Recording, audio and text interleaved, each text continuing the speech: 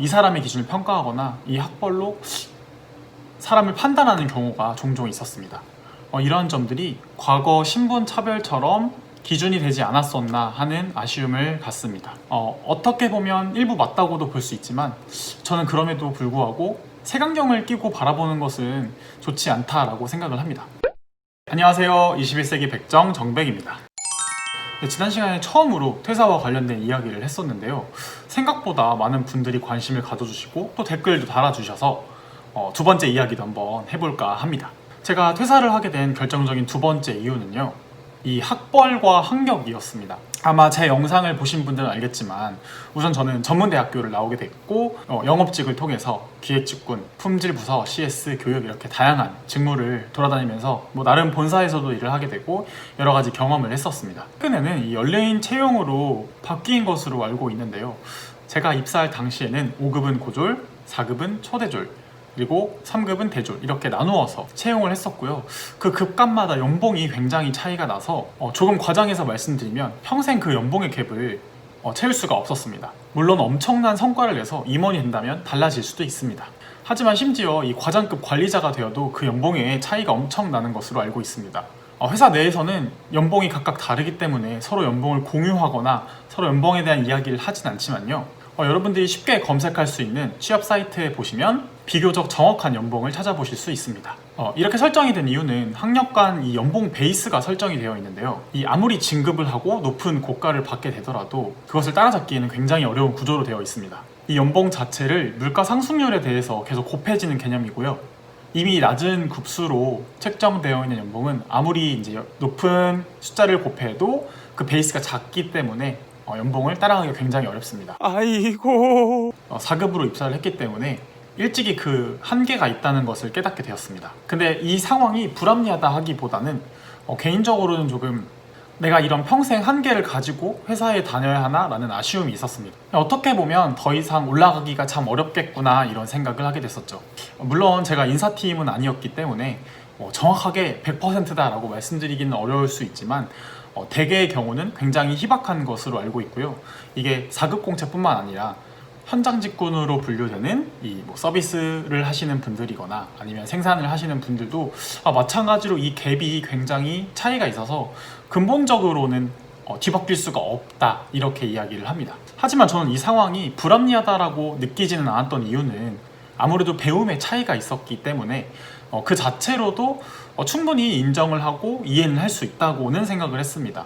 한국 사회에서도 마찬가지로 여러 가지 학력이나 학벌에 대한 것들이 중시되는 문화가 있기 때문에 뒤에서 또 다시 말씀드리게 되겠지만 저는 결국 이러한 이유로 회사를 그만두고 더 성장시켜야겠다 이런 다짐을 하게 됐었습니다.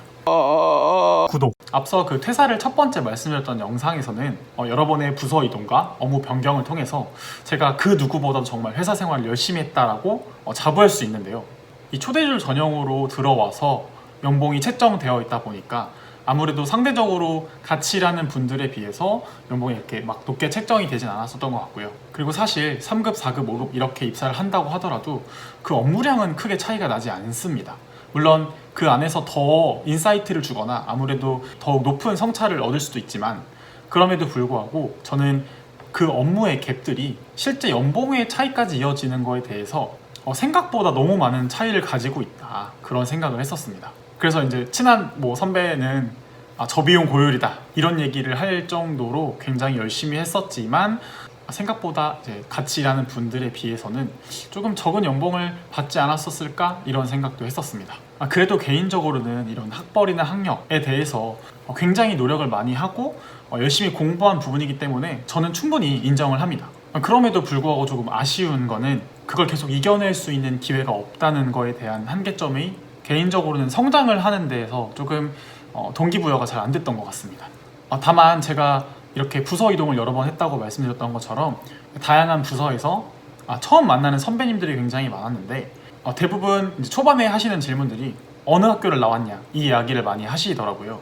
이 대학을 어디로 나왔는지 좀 평가하는 게 있구나, 아무래도 아직까지는 그런 문화가 있구나 라는 조금 아쉬움이 있었습니다. 잘 아시다시피 이런 대학의 서열이나 이런 배움의 부분들을 그 사람의 역량으로 보는 경우가 어떻게 보면 일부 맞다고도 볼 수 있지만 저는 그럼에도 불구하고 색안경을 끼고 바라보는 것은 좋지 않다라고 생각을 합니다. 이 사람의 기준을 평가하거나 이 학벌로 사람을 판단하는 경우가 종종 있었습니다. 예를 들어 신입 직원이 이렇게 부서에 들어오거나 타 부서에서 다른 사람이 이렇게 전배를 온 경우 출신 학교에 따라서 좀 달라지는 경우를 많이 봤었는데요. 상위권 대학을 나온 직원들이 오면 굉장히 기대를 많이 하시는 모습을 봤습니다. 저도 실제로 일을 하면서 전문대를 나온 것 치곤 참 일을 잘하네 라는 말을 들었었는데요. 근데 저는 이 상황에 대해서 내가 전문대를 나온 게 과연 이 업무와 무슨 상관인가 이런 생각을 했었습니다. 어떻게 보면 이게 진짜 출신 성분이겠구나, 이런 평가들이 내가 회사 생활하면서 평생을 가겠구나 하는 생각을 갖게 했습니다. 뭐 특정 대학을 지칭하고 싶진 않지만 예를 들어 이런 스카이 대학을 나온 친구가 일을 잘했을 때 와 역시 다르다 이런 평가가 나가고, 또 실수를 하게 되면 굉장히 인간적이다 이렇게 평가를 하시더라고요. 근데 말씀드렸던 것처럼 이렇게 전문대 출신이었던 제가 일을 잘하면 전문대 치고는 잘하네 라고 평가를 하시고, 또 간혹 실수를 하다 보면 역시 전문대생은 그렇지 뭐 라고 말씀을 하시는 분들도 계셨습니다. 이때 저는 좀 많은 아쉬움을 느끼게 됐었고요. 열심히 일을 해도 이런 학벌과 학력이 항상 꼬리표처럼 붙어 다닌다라는 생각을 했습니다. 그렇기 때문에 제가 21세기 백정으로서 낮은 곳에서 세상을 바라보고자 했던 이유가 되기도 합니다.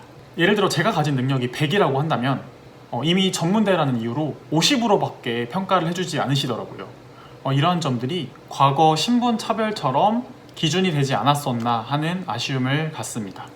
그래서 아마 뒤에서 제가 다시 한번 영상으로 말씀을 드리고자 하는데, 저는 퇴사를 결심하게 된 계기 중에 하나는 더 공부를 하고 싶었고, 제 스스로를 성장시키고 제 스스로를 더욱 발전시켜서 제가 가진 역량을 정말 제 능력 안에서 발휘하고 싶다라는 판단으로 퇴사를 하게 된 두 번째 이유입니다. 다음 편에서도 계속 이어가도록 하겠습니다. 감사합니다.